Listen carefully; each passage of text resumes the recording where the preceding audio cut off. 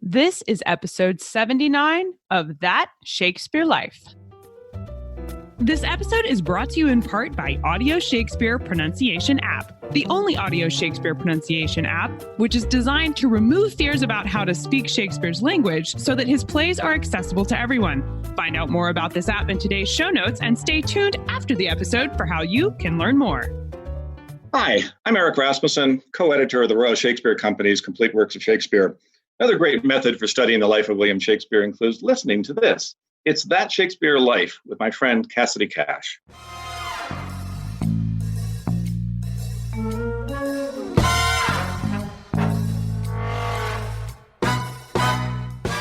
They're made on a piece of hard wood that is essentially cut out to reveal the part of the image that will be white, and the standing part of the wood will be the black ink, and this is called a relief print. Welcome to That Shakespeare Life with Cassidy Cash. Cassidy believes that if you desire to successfully learn or perform Shakespeare's plays, then understanding the real life and history of William Shakespeare himself is a must. That Shakespeare Life is the podcast that helps you go beyond the curtain of some of Shakespeare's most iconic works and explore the world of early modern England as Shakespeare would have lived it, learning from the writers, historians, and performers who know it best. And now, here's Cassidy. In Elizabethan England, one of the most popular art forms that you see in books and history compilations is the image of the woodcut. This is an art form that was made of intricate design. It took great skill and talent to produce and represented a large innovation in the printing industry as a whole for the Renaissance time period. Here today to explain for us how woodcuts were made, where Shakespeare might have seen them in print during his lifetime, and where you and I can explore the ones which survive today is our guest, Dr. James Knapp. James Knapp is professor and director of graduate programs in the English department at Loyola University, Chicago. He is the author of Illustrating the Past in Early Modern England, the Representation of History in Printed Books, Image Ethics in Shakespeare and Spenser, and editor of Shakespeare and the Power of the Face. His most recent work, Immateriality and Early Modern English Literature, Shakespeare, Donne, and Herbert, will be published by Edinburgh University Press in 2020. Hello, Jim. Welcome to the show. Hi, how are you? Doing good. I'm so glad to have you here. Tell us about woodcuts in a practical sense. How do they get made? What kind of tools or instruments are used to draw these pictures? Sure. The woodcut is one way of making a print, an artistic print, or a book illustration. They're fairly easy to make. They're the earliest version of sort of printed images. They're made on a piece of hard wood that is essentially cut out to reveal the part of the image that will be white, and the standing part of the wood will be the black ink, and this is called a relief print. You cut it with a knife or a tool specifically designed for woodcuts. And in general, what the makers of these did in the early period was they would create an image on the drawing on a piece of paper and then paste down that image onto the woodcut and cut directly through it, or otherwise transfer the image to the wood and then cut through it. And one of the results is that inverts the image when you print it. When you print from relief, it does the same thing. So that's basically how it works. It's a pretty straightforward process. It's the sort of first kind of major image reproduction process that was used in the early modern period, and it's incredibly efficient. I know many Elizabethan woodcuts accompanied broadside ballads. What does that mean woodcuts were designed to represent? Were these trying to capture current events or functioning like an editorial cartoon? Well, the main thing about woodcuts was they were originally essentially used to mechanically reproduce images. So if you think about the period before the printing press, before the hand press, you had various ways of creating visual imagery, painting, manuscript illumination, etc. But they tended to not be things that could be reproduced in multiple copies. And so what the woodcut does when it starts emerging in early modern Europe is it allows for the reproduction of visual material in books, but also in terms of things like single sheet prints, and broadsides were generally single sheet. So in the relationship to broadsides is a little bit different, but it's worth saying first that the two main uses for woodcuts were as I said, single sheet prints, which are also called artistic prints. Those were made for circulation, but also for sale as works of art in their own right. Then, the other main use is book illustration, and illustration was crucial because as the sort of printing press developed to take place of the previous manuscript production, one of the things they wanted to do was to keep the visual elements, and manuscripts were very lavishly illustrated in the late medieval period. And so the woodcuts basically just allowed for a mechanical reproduction of what had been the visual elements. So what the woodcuts did for artists was one thing. They allowed them to have a print that you could sell in multiple copies.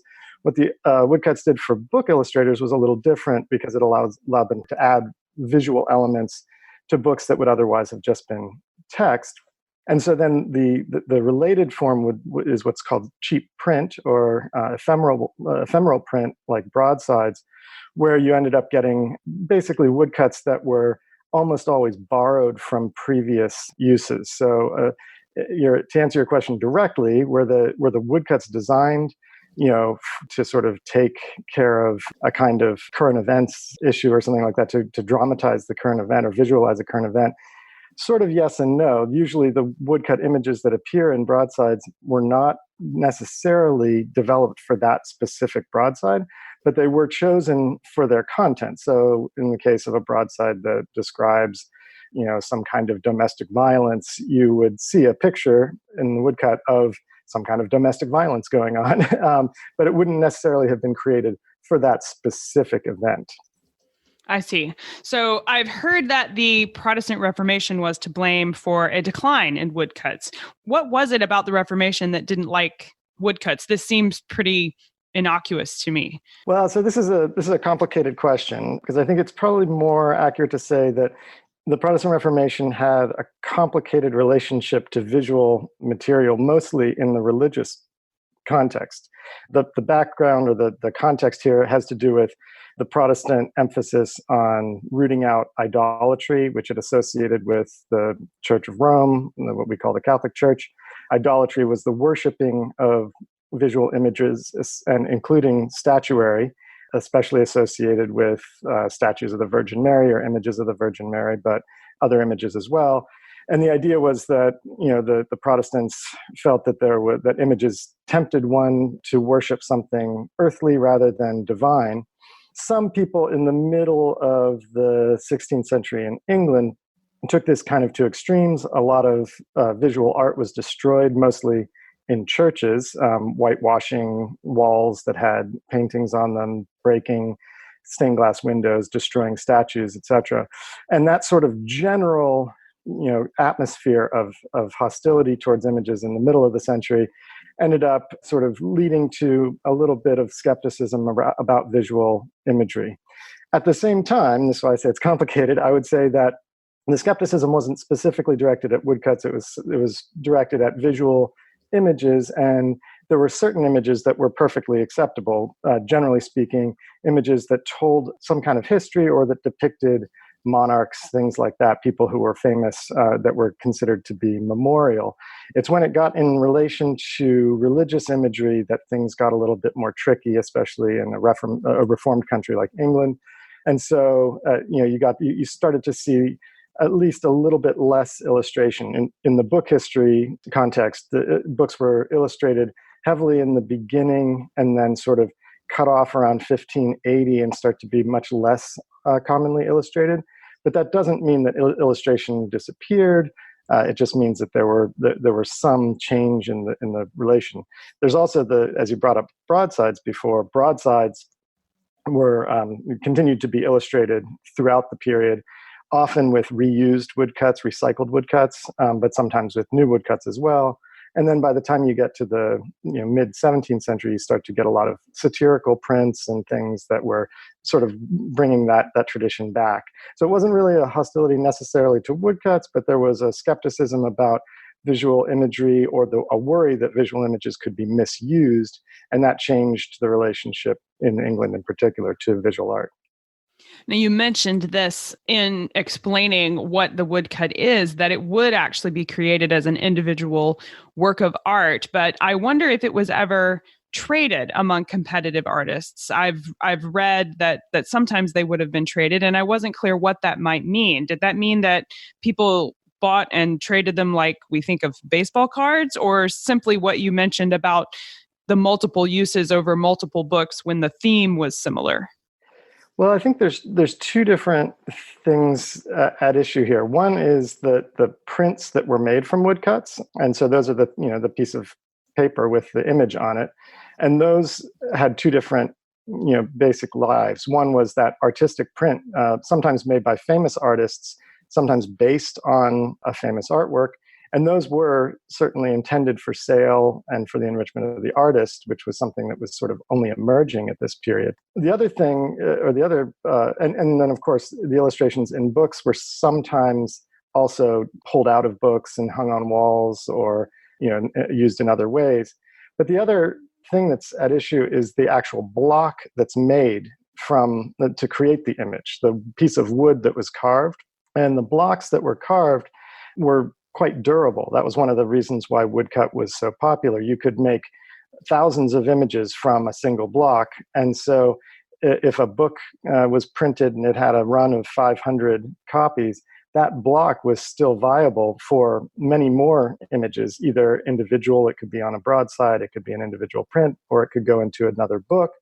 And so these blocks became valuable and were, I think, and maybe if you were hearing references to trading, it was probably about one printer or printing house wanting to have a certain set of images that it needed and maybe exchanged other images to have those that were more relevant to its current production. So we can trace actually wood blocks through a variety of publications and even locations because you can see the states of woodcuts as they deteriorate over time. A crack will appear, for example. And so you can tell an early printing that doesn't have the crack, a later printing that has the crack.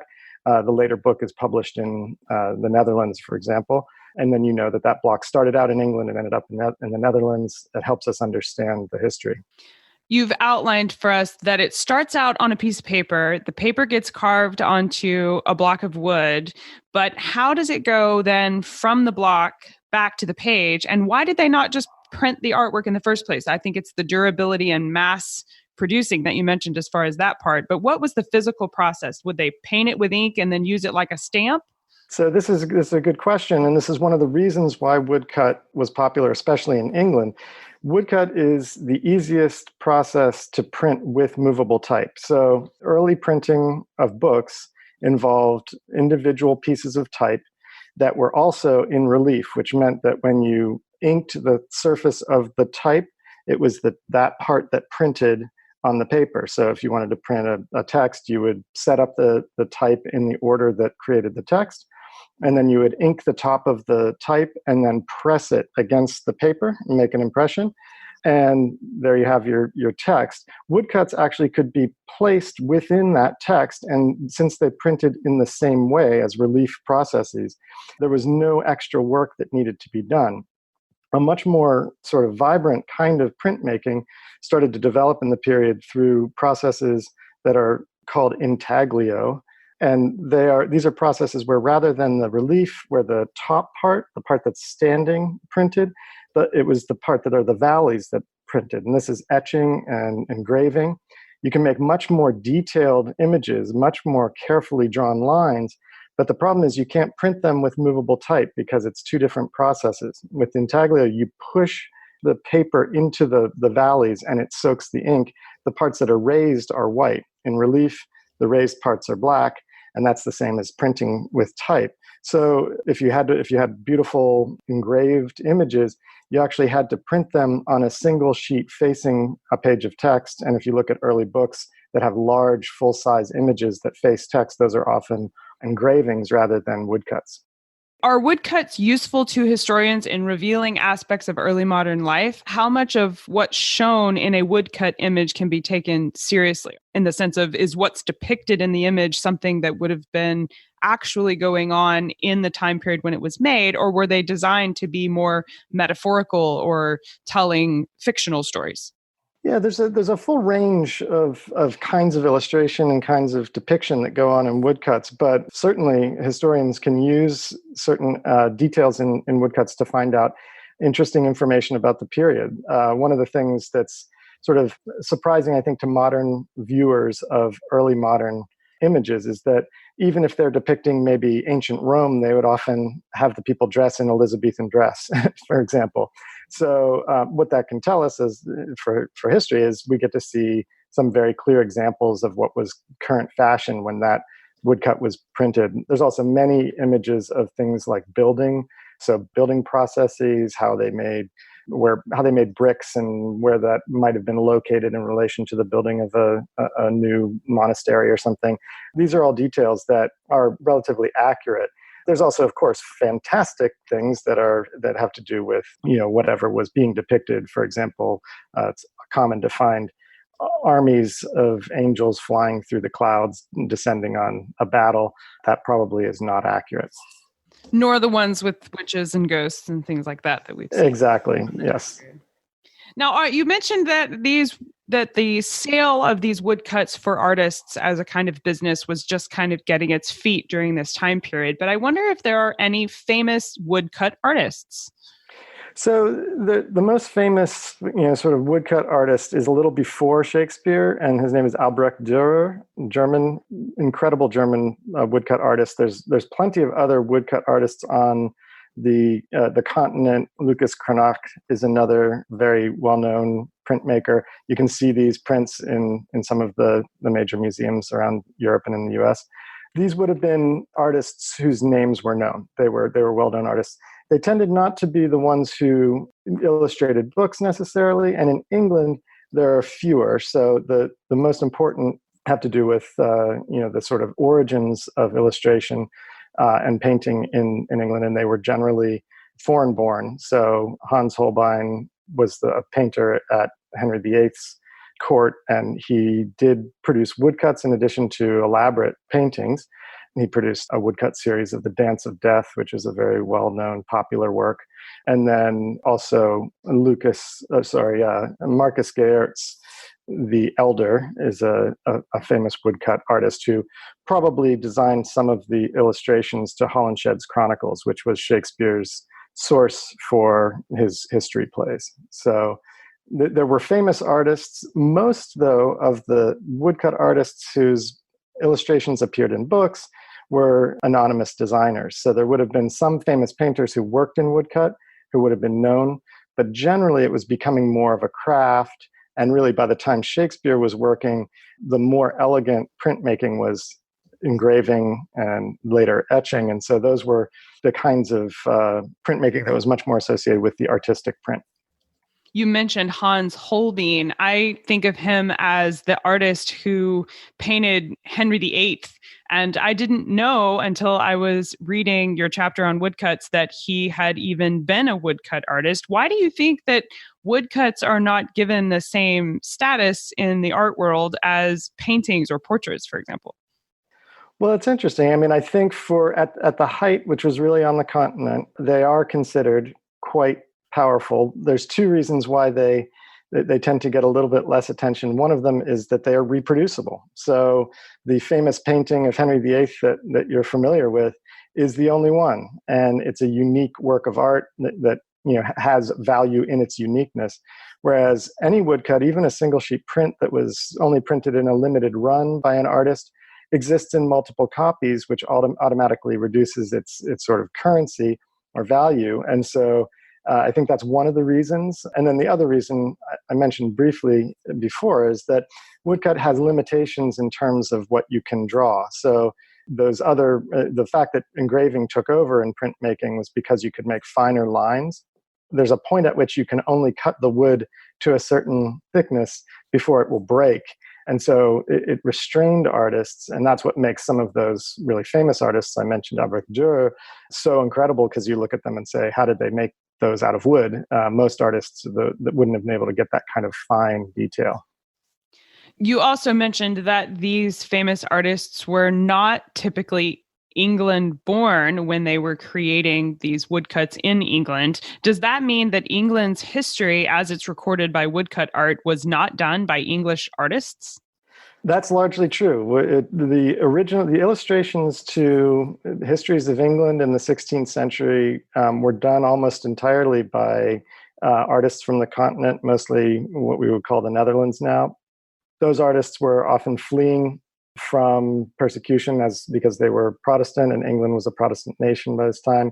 So there was an influx of artists from there. The lack of native-born artists did mean that England was relying on a foreign tradition. Really wasn't until later in the 17th century and ultimately the 18th century that England got its sort of native-born printmaking tradition.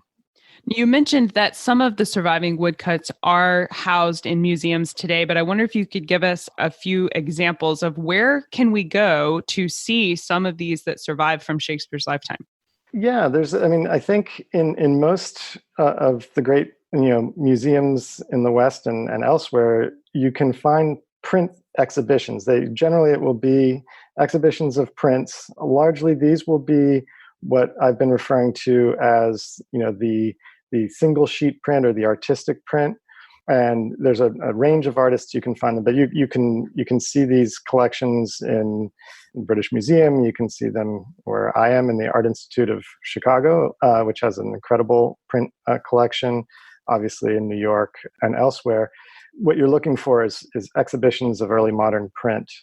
And so we would actually be able to see some of the same woodcuts that Shakespeare would have looked at as well? Absolutely. And the other place, of course, to see woodcuts is in the illustrated books in which they appeared. You can pull these books up at places like the British Library or the Folger Shakespeare Library in Washington, D.C., the Newberry Library here, Huntington Library. And these books have the images, and you'll be able to actually tell when you're looking at them that they were printed from woodcuts, because they'll actually have an impression in the paper that's quite visible. That's fascinating. I can't wait to go and check out some of this stuff. Mm-hmm. So much fun. How do we learn more? What are some of your favorite books or resources that you can recommend when we want to explore this history of woodcuts? So I'd give three just starting points. One is a very classic Introduction to the History of Woodcut is the title, and it's by Arthur Hind, early 20th century. That gives a lot of the basics of how woodcuts were done and a little history of the woodcuts that we have. And then in terms of England and popular print, including things like broadsides, there's an excellent book by Tessa Watt called Cheap Print and Popular Piety. And then the last book I'd recommend is on those artistic prints, and it really encompasses the European tradition, and it's by David Landau and Peter Partial, and it's called The Renaissance Print. Those are excellent resources. We'll put links to all three of these in the show notes for today's episode. Jim, we ask everyone this next question here at That Shakespeare Life, and that's, what's the one book you would take with you on a deserted island? My friends in England tell me I'm supposed to allow you the complete works of Shakespeare and a copy of the Bible, so this choice would be in addition to those. So this will be a little bit of a quirky one, but it's where my own interest is, and that is, I'd probably take the posthumous work of the French phenomenologist Maurice Merleau-Ponty entitled The Visible and the Invisible. I can safely say that no one else has chosen that choice, but I enjoy the surprise choices best in answer to this question because it always introduces me to something that I didn't know about before. So the visible and invisible, say the author's name one more time for me. It's Maurice, and it's hyphenated Merleau-Ponty, Merleau-Ponty. Excellent. We'll link to that in today's show notes as well. So what's next for you, Jim? What are you working on now that you're excited about? Well, I just finished a book on the topic of immateriality in early modern literature, specifically Shakespeare, Donne, John Donne, and George Herbert. That sounds fascinating. How much fun. Well, James Knapp, thank you so much for being here today and walking us through the history of woodcuts. This has been really delightful. Thank you. To To add your voice to this conversation with your thoughts about woodcuts in Shakespeare's England, be sure to check out today's show notes. Not only will you find a place to leave your comments, but there's also extra history and links to the books and resources Jem recommended for you when you want to explore deeper into the history of woodcuts. You'll also find links to the various museums that have surviving woodcuts where you can go to see these for yourself. Find all the Shakespeare history and more at CassidyCash.com/episode 79. That's CassidyCash.com/EP79. When I first started studying Shakespeare, especially as an American, where the English language is very different on this side of the pond than where Shakespeare was writing, I often mispronounced some of the words that you find in the plays. Like originally I said Gloucester instead of Gloucester. Well, that's why I downloaded Audio Shakespeare Pronunciation app. It's an easy-to-use, straightforward app that you can download to your phone or tablet on iTunes as well as Google Play. And it lets you search any word from Shakespeare, and then it tells you exactly how to say it with a playable audio guide built right in. Audio Shakespeare Pronunciation app is like having a professional voice coach that you can carry in your pocket. Explore all the features of this app and download it right now at CassidyCash.com/Shakespeare app. That's CassidyCash.com/Shakespeare app.